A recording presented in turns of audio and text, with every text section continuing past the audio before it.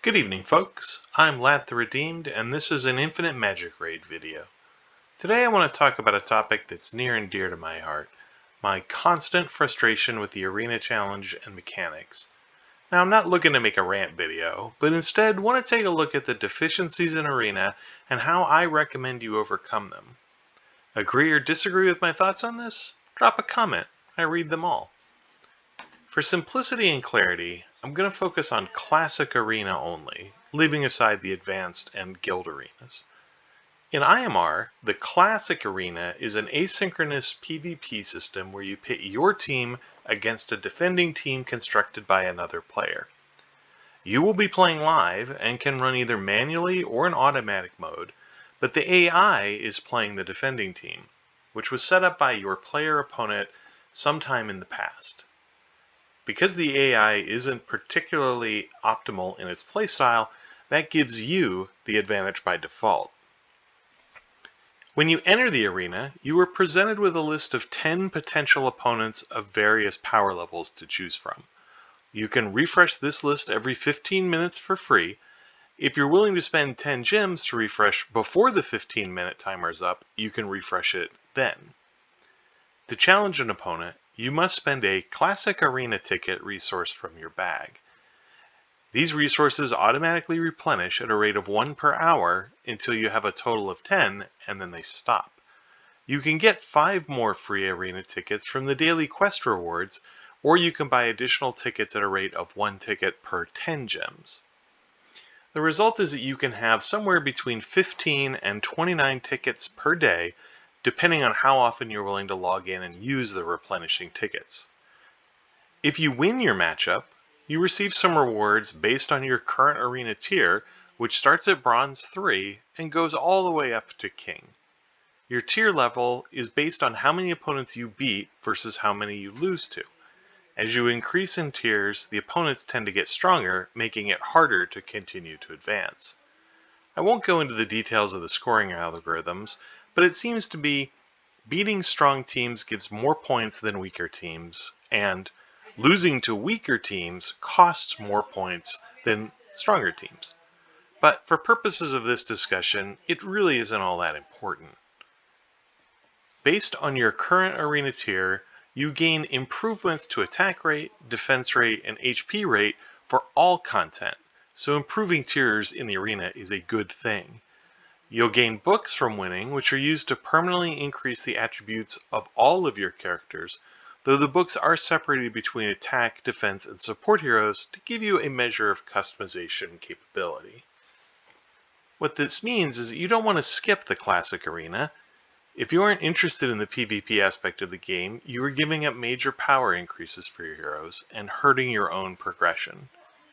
The game also seems to be balanced around having these bonuses, so you'll be dramatically slowed trying to overcome the various DPS hurdles if you haven't booked up arena skills and gotten tier rewards. Again, that in and of itself is not a problem. After all, the game is about finding ways to maximize your hero power so that you can progress. The problem is the way the arena is implemented leads to some counterintuitive behavior. These fall into a couple of categories. First, the power ranking number that shows next to each opposing team is hugely misleading because the game's scaling mechanic appears to be roughly linear for each hero rather than scaling to the actual PvP might of the team. You will commonly see single hero teams with a hero at Awakened 5 and Exclusive 5 that only rank between, say, 50 and 100,000 points of power. You can confidently pit your full team of 5 heroes and their 200k plus total power against it and reasonably expect to win, but you're going to get blown off the map most of the time. What's the point of a power ranking if you can't use it to judge actual relative power? I get that smart and experienced players will be able to see that and know when they should avoid suckers bets, but I would maintain that the power ranking algorithm needs to be adjusted to be more realistic. If I have zero chance of winning, I want to have at least some idea of that from the ratings. Second, the tiers system and its implementation is horribly problematic. To gain the rewards, you want to spend at least 15 arena tickets per day. But if you try to do that with your best team, you'll quickly find out that it is very challenging and an enormous time sink. You'll quickly enter the tier of the game where you are most competitive and find that you can no longer reliably find opponents to challenge.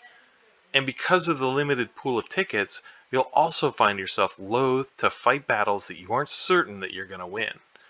Players are finding themselves unable to use all of their tickets without resorting to spending gems to refresh repeatedly to find opponents that they can beat, or by setting alarms to remind themselves every 15 minutes to hit the free refresh button.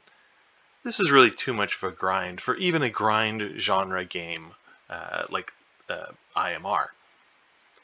To be effective as a PvP challenge, I think there needs to be some element of risk-taking encouraged in the system, which is very much lacking in current state. After all, matchmaking algorithms in PvP-centric games like Dota or League of Legends work hard to ensure that you'll be facing opponents that you have a chance to win against. Seeing group after group of hero teams from opponents that you have no hope of overcoming is frustrating and leads to extreme cherry picking. I think it would be interesting if IMR implemented a blind matchmaking system where you did not know who your opponent would be until you spent your ticket. To play in the arena, you would have to accept some level of risk. Rewards would have to be adjusted so that there wasn't such an overwhelming feeling to need to win every single battle, but I think that could be accomplished. But back to the current system, the strategy that I use and recommend is to set your defense to just a single level 1 hero.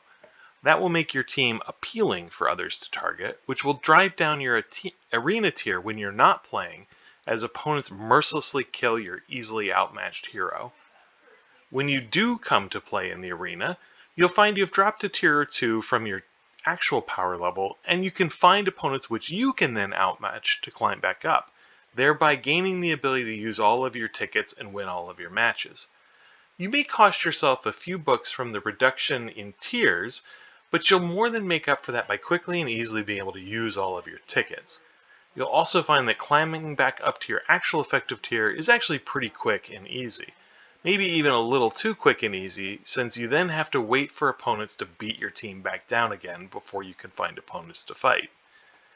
Again, this all seems very antithetical to the entire point of a PvP system, and instead becomes an exercise in working around the weaknesses in the overall game PvP mechanics. And note, players who set to trap characters will use low power level displayed but high actual player are probably doing themselves a disservice. Sure, they get some free points by suckering in newbie players to attack them, and they increase their tier rewards, but they don't get books when they do that, which slows their progression on the other front. I suppose it could just be whales whaling out, but I don't love the strategy. I'd like the arena system to be more fun. I'd like to look forward to having tickets refresh and using them to increase my hero power. At the moment, though, it is my least favorite part of the game. When I first log in for the day and I know I've got 15 arena tickets sitting out there, it is the opposite of the happiness I see from a stamina refresh. It is content that I feel like I have to do rather than content I look forward to doing. It's a shame, really, because so much of the rest of the game is so well executed. I realize they are pulling a lot of ideas from other similar games in the genre, but this is an area where I really think we could use some innovation. Thanks for listening. If you enjoyed this video, please hit the like button to let YouTube know. If you found it valuable and you want to see other videos as I produce them, throw in a subscribe as well. It doesn't cost anything, but it really helps the channel out. I'm Lat the Redeemed, signing off. See you next video.